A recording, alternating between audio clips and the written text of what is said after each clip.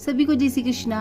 स्वागत है आप सभी का आपके अपने चैनल संस्कार कथा चित्रण में। और आज है वरुथिनी एकादशी। जी हाँ, वैशाख माह के कृष्ण पक्ष की एकादशी वरुथिनी एकादशी की आप सभी को हार्दिक हार्दिक शुभकामनाएं। वैशाख माह के कृष्ण पक्ष की एकादशी के दिन वरुथिनी एकादशी का व्रत रखा जाता है। साल 2026 में 13 अप्रैल को वरुथिनी एकादशी का व्रत रखा जाएगा। इस दिन भगवान विष्णु की विधि विधान पूर्वक पूजा करने से, व्रत रखने से भक्तों को 10,000 साल तक तप करने जितना शुभ फल प्राप्त होता है। हालांकि वरुथिनी एकादशी व्रत तभी सफल होता है जब आप व्रत की समाप्ति में कथा का पाठ भी करते हैं। ऐसे में आज हम लेकर आए हैं वरुथिनी एकादशी व्रत कथा। तो आइए सब मिलकर जयकारा लगाते हैं, बोलिए विष्णु भगवान की जय। वैशाख माह के कृष्ण पक्ष की एकादशी वरुथिनी एकादशी व्रत कथा। धर्मराज युधिष्ठिर बोले, हे भगवान, मैं आपको नमस्कार करता हूँ। आपने चैत्र मास के शुक्ल पक्ष की एकादशी अर्थात कामदा एकादशी के बारे में विस्तार पूर्वक बतलाया। अब आप कृपा करके वैशाख कृष्ण एकादशी का क्या नाम है तथा उसकी विधि एवं महत्व क्या है बतलाइए। भगवान श्री कृष्ण ने कहा, हे राजेश्वर, वैशाख माह के कृष्ण पक्ष की एकादशी को वरुथिनी एकादशी के नाम से जाना जाता है। यह सौभाग्य देने वाली, सब पापों को नष्ट करने वाली तथा अंत में मोक्ष देने वाली है। इसकी महात्म कथा आपसे कहता हूँ। वरुथिनी एकादशी व्रत कथा। आइए, प्राचीन काल में नर्मदा नदी के तट पर मानधाता नामक राजा राज्य करते थे। वह अत्यंत ही दानशील तथा तपस्वी थे। एक दिन जब वह जंगल में तपस्या कर रहे थे, तभी न जाने कहां से एक जंगली भालू आया और राजा का पैर चबाने लगा। राजा पूर्ववत अपनी तपस्या में लीन रहे।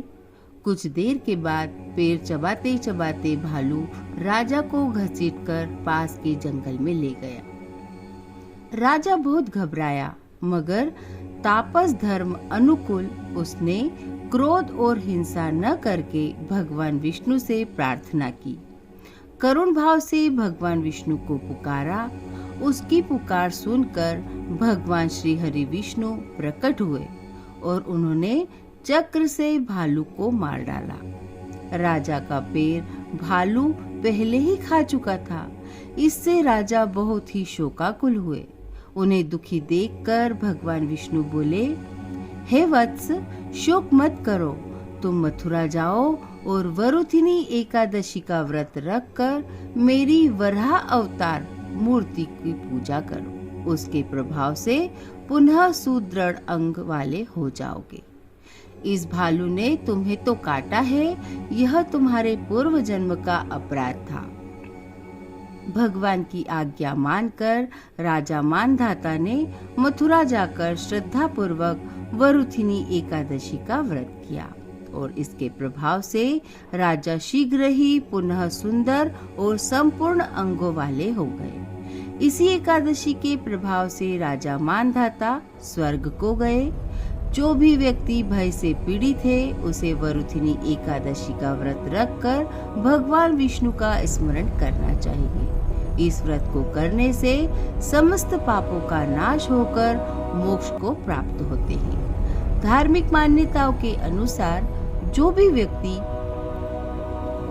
वरुथिनी एकादशी का व्रत रखता है तथा पाठ करता है, उसे सुख समृद्धि, आरोग्य और 10,000 साल तक किए गए तप के जितना फल प्राप्त होता है। बोलिए विष्णु भगवान की जय।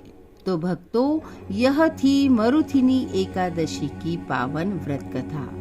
अगर आपने श्रद्धा और विश्वास से इस कथा को सुना है, तो भगवान श्री हरि विष्णु आपकी सभी मनोकामनाएं अवश्य पूर्ण करेंगे। अगर आपको यह कथा अच्छी लगी हो तो वीडियो को लाइक, शेयर और चैनल को सब्सक्राइब करना न भूलें, ताकि आपको ऐसी ही धार्मिक और प्रेरणादायक कथाएं मिलती रहे। अंत में एक बार प्रेम से बोलिए विष्णु भगवान की जय। जय श्री कृष्णा।